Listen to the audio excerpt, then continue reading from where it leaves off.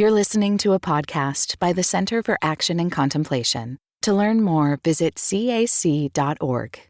The Lord be with you. A reading from the Holy Gospel as written to us by Luke. Jesus took Peter, John, and James, and he went up a mountain to pray. While he was praying, his face changed in appearance. His clothes became dazzling white. And behold, two men were conversing with him, Moses and Elijah. They appeared in glory with him and spoke of his exodus that he was going to accomplish in Jerusalem. Now Peter and his companions had been overcome by sleep, but becoming fully awake, they saw his glory and the two men standing with him. As they were about to part from him, Peter said to Jesus, "Master, it is so good to be here. Let us make 3 tents, one for you, one for Moses, and one for Elijah." Of course, he did not know what he was saying. And while he was speaking, a cloud came and cast a shadow over them, and they became frightened as they entered the cloud. Then from the cloud came a voice that said, "This is my chosen Son. Listen to him." After the voice had spoken, Jesus was there alone. They all fell silent and did not at that time tell anyone what they had just seen. This is the gospel of the Lord.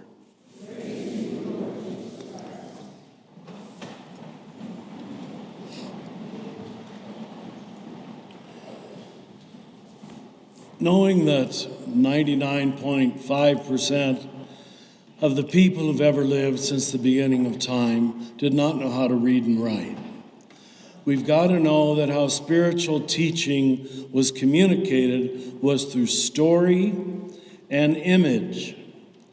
And what we have in this account of the Transfiguration, you hear it every year in one of the gospel writers' presentation of it, is like a diagram or a picture. Now, I know you don't have the full picture in front of you right now, but let me describe what I think are the essential parts. And it's a picture that I think is describing how deep conversion happens. What makes people wake up? As you see, they wake up in the middle of this account.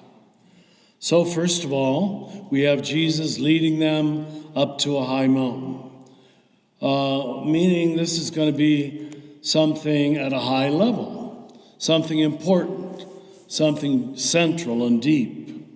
And he only takes 3. As we know, he had 12 apostles, but it's almost as if the others weren't ready for this. And he prays, and his clothes became dazzling white. Now we know, as we've come to understand the science of color, that in fact white is putting together all colors. And it comes through us as this color that is almost no color. It's light white itself. Then the key image in the diagram.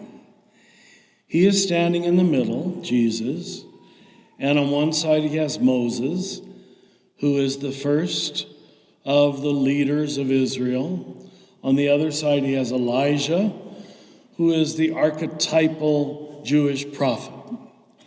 Now, in simple form, Moses is a symbol of law and order. This is what we got to do. He brings down the 10 Commandments. Elijah, like all of the prophets, are the critics of that order, saying, it isn't always perfect. It doesn't always work. It isn't always right. Now, when you can blend those two together in faithful harmony, order with disorder, the truth with critique of the truth, you tend to create rather wise people. And that's what we want to head for. We hold on to what was good and essential from the tradition, from the past, from the scriptures. But then, by the middle of life, you should get wise enough to recognize, in all honesty, it doesn't always work. It doesn't, even with the best of intentions. I'll bet many of you in this room are in a second marriage. Does that mean you're bad people? I don't think so. But it's a little bit of disorder. We want to hold on to the order, the ideal of the indissolubility of marriage, and yet be humble and honest enough to say, it doesn't always work. Now, when you can do both with grace and love and freedom, not throwing out Moses, not throwing out Elijah, you're usually a wise person. But it takes half of your life to get there. So we call this the reconciling third, thesis, antithesis, synthesis. So Jesus stands at the middle as a synthesis between order and disorder. Now, poor Peter, you know Peter always does it wrong. The first thing Peter says is usually incorrect. It's innocent, it's sincere. It's strange that we made him into the first pope because he was anything but infallible. And right away, what Jesus has put together into one, he wants to divide into three. Let's build 3 tents. You can stay in this one, I'll stay in this one, and Elijah will stay in the other. That's the way the mind works. We like to take sides. We like to choose positions. We don't know how to hold together mystery, order with disorder, law with critique of law. I would say, I hope my number is wrong, but I've found less than 5% of people know how to do this. Historically, the Republican Party was the party of law and order, and historically the Democrats were the order of critique and reform. Now, next time you go to your cocktail party, I want you to say, well, you Republicans are half wrong, and you Democrats are half wrong. You got to put the two together. Very few people know how to do that. So that's why Jesus stands in the middle in dazzling white, the synthesis of the other two. And then God affirms this and says, this is my son, listen to him. And after the voice had spoken, there stood Jesus alone. The standing truth of wisdom and of how wisdom happens. It's never a straight road. It's never black and white. It's always subtle, compassionate, patient, forgiving. And that's what characterizes people of love. They don't throw out the truth, but they know that to administer the truth always takes love. Only love can handle the truth.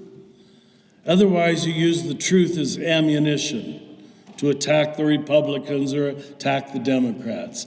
It isn't because you love the truth, it's you love your own opinion. So somehow we've got to learn this. At this point, I think, to survive as a culture. And of course, it's not just America, it's much of the world, as we saw sadly in New Zealand this week. And then the sad last word. They fell silent, and they did not tell anyone what they had seen, and they walked back down the mountain. Why? I think because wisdom takes a long time to gestate, to grow, to mature, to know what you really do know, to know what you really do believe. A knee-jerk answer is hardly ever a good answer. When people yell at one another, that's off the top of their head and off the top of their heart. You got to go deeper into your mind and deeper into your heart, where you find both and thinking, yes and yes. When you can live with that kind of wisdom, I think you'll be like Christ, standing in the middle, very often loved by neither side.